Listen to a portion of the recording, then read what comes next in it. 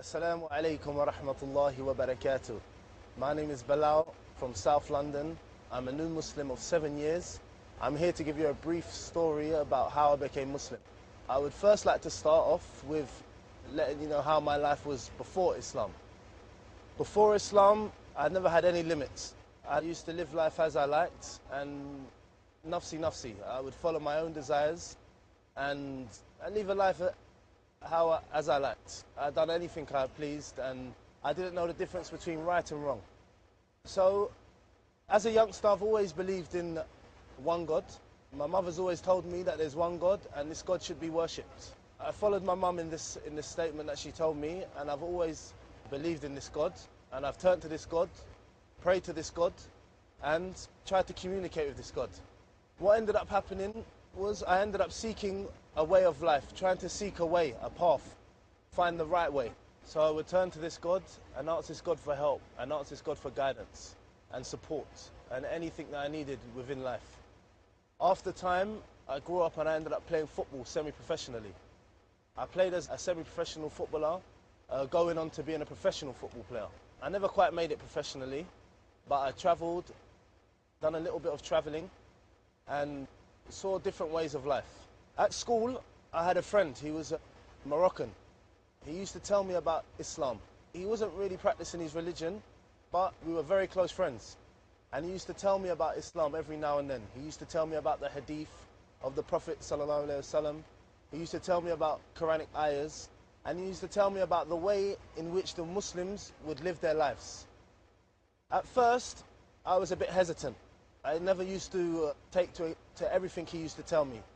But after time, I realized that what he was saying had some form of truth towards it. At this time, I was looking at many different religions. I was looking into Christianity and the different forms of Christianity that they have. I never really looked into Judaism, Buddhism, and so on and of the likes. So basically, he would tell me, and we would, my close friend, he would tell me and give me advice, and we would talk about Islam. And I always believed that Islam was a religion that they worshipped many gods. I didn't understand about Islam. I didn't know anything about Islam, which is quite strange because there was a lot of Muslims in my school. And a lot of Muslims were around me, but I couldn't tell the difference between a Muslim, a Hindu, a Sikh, because I believed that they were all the same. I believed that they all worshipped different gods and many different gods, and I believed it was a religion only for Arabs and Asians and of the likes. I didn't believe that Islam was a religion that was open for everyone. So after time, he would give me hadith, and one in particular conversation that we had was about the covering of women. The covering of women, and I asked him, why is it that your women cover like this? He informed me and told me that the women, they cover. Why? Because women are important to us in Islam. Our wives, our sisters, our daughters. He gave me an example. He said, look, if you have something important in Islam, you hide it. Just like if you have money. You don't let everyone know the income that you make. You don't let everyone know the wealth that you're making. You don't show people the money that you have. You hide it away. You put it into a safe and you lock it up. You keep it away from the people. So he explained to me that the women are more important than money. So he said this is the reason why we cover them. We don't want our women to be seen by everyone and to be looked upon and so on and so forth. So I could understand. He related to me in this way. And many different conversations that we had regarding Islam. And then one of the main things that he told me was, which was a surprise to me, he told me about Muslims. He said that they submit to God. And I said, okay, this is what all the religions do. And I said, so what is special about Islam? He said to me that Muslims, we submit, we're the only religion of today that submit to one God alone. We're the only religion that worship only one God. And I looked into Christianity, and one of the concepts that I couldn't agree with was the Trinity, was the worshipping of the three gods. So when he told me that this is the case with Islam, automatically my heart, it sunk. And it drew me towards Islam. I ended, after this point, because I was always looking, I've always been a person that believes in one God. Of no religion, but of one God. Okay? And I saw this as a door opening for me. So I inquired more. I looked into Islam further. The further I went, the realer I saw that Islam was. I dug deeper, and the further I was digging, I was finding every shovel, every dig that I went into, it was uncovering more information that I truly believed was the truth. And what happened, he told me that we only worship one God and that Muhammad is the last and final messenger. I said to him, why is it that Muhammad is the last and final messenger? Why? Why wasn't Jesus or Moses the last messenger? He said to me that basically explained that of the last major religions, Judaism, that God sent down Moses to guide the people aright and to tell them about worshipping him alone and to grant them the 10 Commandments. And the people at that time, they were following the right way. And what happened was, after time when Moses went, they went astray. So God sent down Jesus.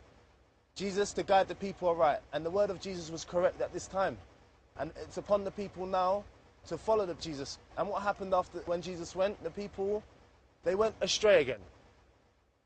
And it was upon, while Jesus was alive, it was upon the Jews to follow who? Jesus. So now, some of them followed Jesus and some of them, they stayed as a Jew. Okay? And then, after Jesus went, God sent down the last messenger. And I said, okay, so why was he the last messenger? He said that he was the last messenger because it's a seal of the faith of worshipping one God. It's a seal. And he explained to me that anyone can come after the prophets and say that they're a prophet. So it's to basically to let the people know that this is the seal until the last day of judgment. So basically he explained to me that Islam is a confirmation of Christianity.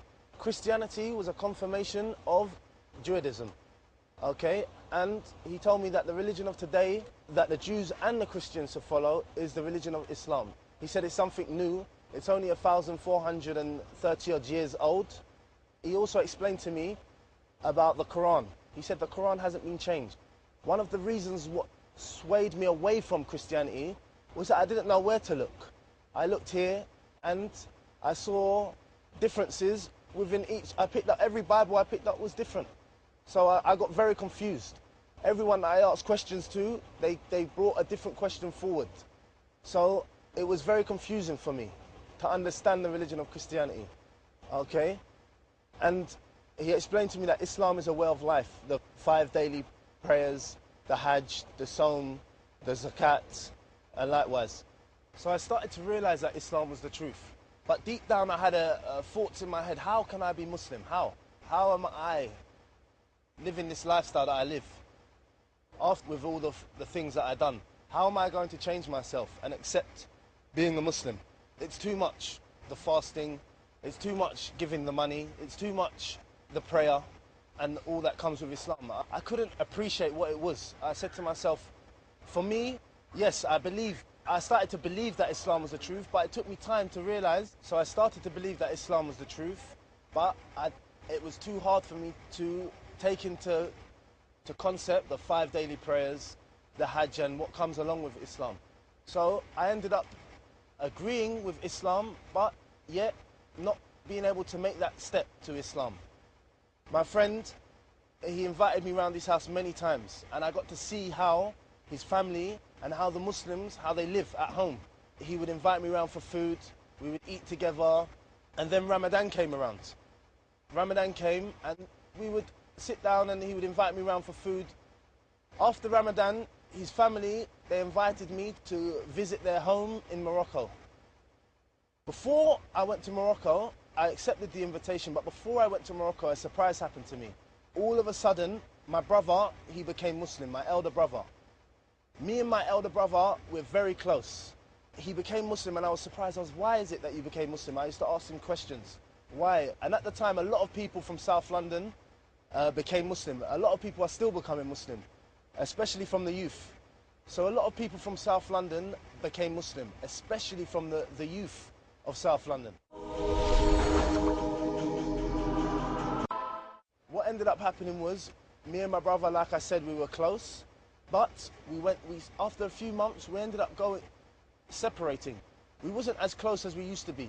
My brother now wanted to lead a life of Islam. He wanted to do good. He wanted to eat halal. He stopped eating pork. He changed his company. And I saw a big change in the way that my brother, he lived his life. And, you know, this made a big impact on me. He also was invited to Morocco. So we went to Morocco, me, my brother, and my Moroccan friends. We done a road trip. We stopped off in a few places on the way. We ended up getting to Morocco, and subhanallah, my first time in a Muslim land. I saw how the Muslims, the Moroccans, how they live their lives. And you would see poor people eating on the street. Yet I would have money in my pocket, and they would offer me to come and sit down with them. Ta'al, come eat with me, come eat with me. And I couldn't understand this. Why would you tell me to come eat with you when you're poor and you don't have any money? You know, this hit me. When I heard the adhan for the call for prayer, I was very inquisitive. I used to ask questions about the way that the people are. Why do they do this? I went to slaughter my first chicken. I didn't understand about it, but I still went and done it. I lived, you know, in Morocco for a short period of time, but I saw how the Muslims were and the etiquettes and the kindness that they have. So I saw how the Muslims lived, and I saw the characteristics of the Muslims in the Muslim land. You know, this was a big eye-opener, not only for Islam, but for life experiences. It opened my eyes to a lot of things. I used to think I lived in hardship, and I realized after this trip, that no, I wasn't actually in hardship. I lived a life of ease, living in London, you know. So what happened one night in Morocco, we went to a wedding. Moroccan weddings are very extravagant. We ended up getting home around about 3 o'clock in the morning. We arrived back to my friend's house. We got to the house and we realized that the doors were all locked. So we asked ourselves, how are we going to enter the house without anyone waking up? My Moroccan friend Saeed, he was hesitant to knock the door. So we said, what should we do? We sat down, we spoke, and all of a sudden we heard the adhan for the call for Fajr, for the call for Fajr prayer. My brother's Muslim, I was the only non-Muslim at the time. They said that we want to go to the masjid to pray. I said, well, first I contemplated, and then I said, okay, I will come, khalas, let me come with you guys. So I went to the mosque for the first time. This is my first time to go into the mosque. I went to the mosque, he showed me how to make wudu. I said I will follow, he told me to follow his actions in the prayer. So we started to pray, and then I heard everyone say Amin, which was such a big surprise to me. After the prayer had finished, I got up and we all got up to leave, and we saw my friend's dad in the masjid. I've never seen such a smile on his face, seeing all of his son's friends in the masjid for Fajr. He couldn't believe his eyes. So Morocco was definitely an experience for me. I ended up going back to London, and now I ended up in the company of a lot of Muslims. At the time I wasn't Muslim, so I would ask a lot more questions, but there was still something holding me back. And to this day I believe that it was Shaitan whispering at me, telling me, you know, don't take the step, don't leap forward to actually declaring the Shahada and becoming Muslim. This time period was for some time. I ended up going to the mosque and praying in the mosque, praying my salah in the masjid. But at this time I still wasn't Muslim. There was a Ramadan that came around. I ended up fasting the whole month of Ramadan. And yet, the benefit that I received afterwards, you know, I felt a lot better after the Ramadan, but I said to myself, it was still taking me, I didn't have the strength to take in my Shahada. What ended up happening was, I was in the masjid one day, and I finished praying my salah. Okay? I finished praying, and I sat down in the corner of the masjid, and one of my old school friends, he came to me, and he said, you're Muslim, mashallah, mashallah. Wow, he was surprised, and I said to him, I didn't want to let him down, but I did. I said to him, you know, that I'm not Muslim. I'm not Muslim. He said, why are you in the mosque? Why did you just pray with us? He couldn't understand. So I explained to him, you know, I like to pray, I like to worship, but, you know, Islam is a bit too hard for me. So he asked me, why? Why is it that you're in the mosque? You're praying, you're fasting, you're with the Muslims, but yet you're still not Muslim. I didn't know the answer to this question. I didn't know the answer. So the only thing that I could think of was the enormous gap that the enormous leap that I would take to becoming Muslim, the life change. And I was scared of this, and this is one of the reasons, this is why I explained to him. So he was quite blunt with me. He explained to me, you're worshipping Allah, you're worshipping one God. yet you don't want to follow the sunnah of the Prophet sallallahu alaihi wasallam. He said, you're doing all this fasting, all this praying, and all these good things that you are doing, but yet you are not getting no reward for it. He said, you're not Muslim, you're not getting reward. The reward that you're not encompassing reward. So I could understand, I believed what he was telling me. He said to me, look, he broke it down for me. He said, if you leave this masjid now, if you leave the masjid, okay, and you die, yeah, and we can die at any time. This is something that is, you know, it's ma'ruf, it's known. We can die at any time. And I understood this at the time. He said, if you leave the masjid, what will happen is, if you die a non-Muslim, you will not have the chance to go to paradise. You won't have the chance to go in paradise. And this really took me back. He then went on to explain that if I was to take my shahada now, and I was to leave this masjid, and something happened to me, anything was to happen, I was to pass away. He said, the likelihood that you would be going to paradise, because as you take your shahada, you become free of sin. And the angels start writing your good deeds down, and your bad deeds. So there and then, I declared my shahada. I ended up taking my shahada in Croydon Masjid. The brothers, they hugged me, they greeted me, and this is another reason why I became Muslim, because of the brotherhood in Islam. The way that the brothers are towards each other. You don't need to be shy of the brothers that you're around. You can be yourself. You don't need to put up a front. I treat the Muslim brothers just like I would treat my blood brother, and they treat me the same. So this type of way that they greeted me, the way that they greeted me and they took me in, it was very, very pleasing to me. So I became Muslim. At first, it was quite hard for me. I found it difficult with the prayers and the fasting. I ended up changing my life for the better. What happened with me, first of all, I wasn't praying all my salah first. After time, I ended up praying now and then. After a little bit more time, I ended up praying all of my salah, but at night time. I would pray all of my salah at night. And then after time, as knowledge came to me, I realized that this wasn't correct, and I ended up praying my salah on time and eating halal meat. But slowly, I ended up implementing this into my life. My friends, they changed. You know, they didn't understand where and what I was up to. However, I tried to invite people, my close friends, to Islam. Some of them accepted, some of them, till this day, are not Muslim. Inshallah, Allah guides them. And after time, what happened, I started to realize what life is about. So what happened now, I started making changes in my life. And I started to realize what was right and what was wrong. Before, I never had no concept of the halal and haram. I never understood what to do and how to live life. Now that I'm Muslim, I have a clear understanding of the way to live my life and what is good and what is wrong. Not to say that I'm perfect, I still fall into sin and error, yet I know that I'm sinning, and I know that I can make tawbah for my sins, and I can run to what is good. How did it feel? How did it feel for me? For me, before I was Islam, I can only explain to you like this. Imagine yourself in a room, a dark room, a room where there is no light, no doors.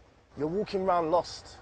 You have weight on your shoulders, and this weight is getting heavier and heavier, and you're trying to find your way out. This is how I was before I was Muslim. And becoming Muslim, all of a sudden, Allah, He lets a light come into this room. So now you know where the exit is to this room. And you run towards this light. The weight is falling off of your shoulders, and you're slowly getting towards the light. Okay? And Allah guides you out of the dark into the light. This is the way that I can explain how it felt for me. With regards to my family and them and the way that they reacted towards me becoming Muslim. My mother, she's not Muslim. Inshallah, Allah guides her to Islam. My mother's a beautiful woman, and she's raised all of us, and Allah guide her. She's very supportive of me. At first, she was like, what is this? She believed it was only a phase for me. She believed I was only going to be doing this for maybe a few weeks, a few months. Me and my brother, you know, we became close again. We started to pray together. His knowledge succeeded mine, so he would give me advice in certain areas, and we would pray together and so on and so forth. My mother, she saw a change in both of us. She knew it was for the better, but at the same time, as she believes in one God, we spoke to her about Islam daily. But we realized that we were putting too much pressure on my mother. So we said, khalas, we will talk to her every now and then and let her see in our actions and the way that we are now and the way that we've changed our lives and bring our families and, and our friends and introduce my mother to new people. My younger sister, she, after maybe a year of me becoming Muslim, wallah, subhanallah, what happened to me one day, I came back from work. My sister, she walked through the door wearing a hijab. And I nearly burst into tears. I said, what is this? She said, I'm Muslim now, subhanallah. And at this time, I rushed and gave her a hug. My brother was happy. My mum, she was a bit optimistic at the time. She was happy for us. Now she's happily married with kids and we're all happy living life, mashallah. Inshallah, I have one more sister. She's still not Muslim. She's very close to becoming Muslim. And I pray that my mother and my sister, they become Muslim, inshallah. And my brief message to the Muslims that are listening is that, we're here, Allah's guided us to Islam. Be it a revert to Islam or be it born and raised as a Muslim. We have to live life and try and strive to be good Muslims. To remember Allah much on our tongues and in every action that we do. Allah's given us a way of life to live. This is not just with the salah and with the salam. This is with everything that we do.